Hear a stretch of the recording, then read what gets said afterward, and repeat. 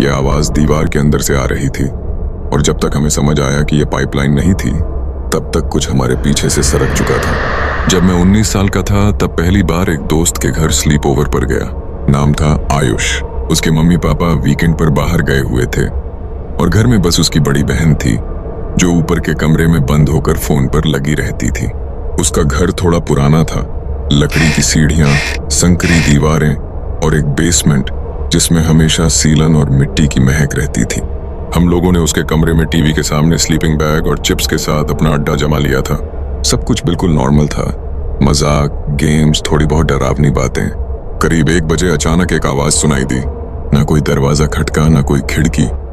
ये तो दीवार के अंदर से किसी ने 3 बार धीरे धीरे दस्तक दी थी। हम दोनों चुप हो गए। आयुष ने पहले तो हंसकर कहा कि शायद पाइप्स की आवाज होगी, लेकिन जब मैंने दीवार से कान लगाकर सुना तो ऐसा लगा जैसे कोई बहुत धीरे धीरे सांस ले रहा हो। अंदर कहीं कोई चीज थी, जिंदा। मैंने कुछ नहीं कहा, शायद मैं खुद को डरा हुआ दिखाना नहीं चाहता था। करीब 20 मिनट बाद जब हम एक वीडियो देख रहे थे तब फिर आवाज आई। इस बार दस्तक नहीं थी, ये खरोंचने की आवाज थी, बहुत धीमी, जैसे किसी नाखून से लकड़ी कुरेदी जा रही हो। और फिर कदमों की आवाज, बहुत हल्की, ऊपर अटारी से आती हुई। उसने वीडियो रोक दिया। हम दोनों पूरी तरह चुप हो गए। कदमों की आवाज भी रुक गई, जैसे उसे भी पता चल गया हो कि हम सुन रहे हैं। फिर अचानक छत पर कुछ भारी चीज गिरी, इतनी जोर से कि सीलिंग से थोड़ी सी धूल नीचे गिर पड़ी। आयुष ने तुरंत टॉर्च उठाई। शायद चूहे हैं या कुछ जानवर, उसने कहा, लेकिन उसका चेहरा कह रहा था कि उसे भी यकीन नहीं है। हमने अटारी की सीढ़ी नीचे खींची और ऊपर चढ़े। अंदर बहुत ठंडी हवा थी, जैसे कोई खिड़की खुली हो। अंधेरा था, बस टॉर्च की रोशनी में लकड़ी की बीम दिख रही थी और एक कोने में कुछ पुराने बॉक्स रखे थे। लकड़ियों पर खरोंच के निशान थे, जो मैंने खुद को समझाया कि शायद किसी जानवर ने बनाए होंगे। तभी मेरी नजर पड़ी, धूल में कुछ पैरों के निशान थे, नंगे पांव के, और इतने गहरे जैसे अभी अभी किसी ने रखे हों। हम उधर गए भी नहीं थे। बिना कुछ कहे हम नीचे उतरे और सीढ़ी वापस ऊपर चढ़ा दी। कमरे में लौटकर हम दोनों ने कोई बात नहीं की, बस चुपचाप बैठे रहे। अब डर दिखने भी लगा था। वीडियो बंद कर दी गई, लाइट्स ऑन कर दी गई। करीब 3:30 बजे आयुष ने मुझे धीरे से पूछा, क्या तुमने दरवाजा खुला छोड़ा था? मैंने मुड़कर देखा।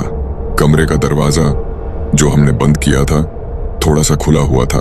हम दोनों उसे घूरते रहे। फिर दरवाजा थोड़ी और खुली और उसके बाद पैरों की आवाज, नंगे पांव, लकड़ी के फर्श पर, बहुत धीरे धीरे, जैसे जानबूझकर दबे पांव चला जा रहा हो। कोई दरवाजे के पास आकर रुका। हम दोनों सांस रोके बैठे रहे और फिर किसी चीज ने हल्का सा सिर दरवाजे के अंदर झांका। सिर्फ एक परछाई, लंबी, पतली, कोई चेहरा नहीं, बस एक अंधेरा आकार, जैसे कोई हमें देख रहा हो। आयुष ने अपनी बहन का नाम लेकर पुकारा, कोई जवाब नहीं। और फिर दरवाजा जोर से बंद हो गया। हम दोनों चिल्ला पड़े। उसकी बहन भागते हुए आई, गुस्से में। उसने कहा कि हमने जानबूझकर शोर मचाया। जब हमने पूरी बात बताई तो उसने सब मजाक समझा। उसके बाद की रात हम एक पल भी नहीं सोए। लाइट्स जलती रहीं और हम बस बैठकर इंतजार करते रहे कि अब अगली आवाज कब आएगी। सुबह उसके पापा का फोन आया। हमने उन्हें सारी बात बताई। जब अटारी का जिक्र किया तो वो थोड़ी देर चुप रहे, फिर बोले, तुम लोग अटारी में गए थे? मैंने तो उसे महीनों पहले ताला लगाकर बंद कर दिया था। शाम को जब वो लौटे तो अटारी की जांच की। न पैरों के निशान थे, न बॉक्स, और ताला अंदर से बंद किया गया था।